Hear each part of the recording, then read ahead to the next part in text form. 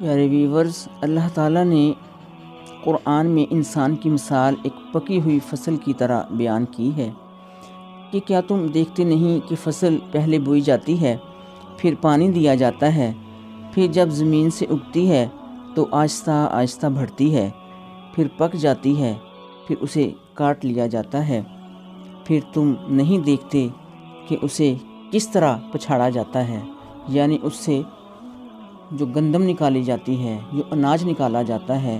اور اس سے بھوسے کو الگ کیا جاتا ہے، وہ کس طرح کیا جاتا ہے، بالکل اسی طرح انسان کے ساتھ بھی ہوگا،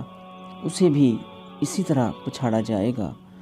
سورہ اعلیٰ میں اللہ تعالیٰ ارشاد فرماتے ہیں فَجَعَلَهُ غُثَاءً أَحْوَىٰ،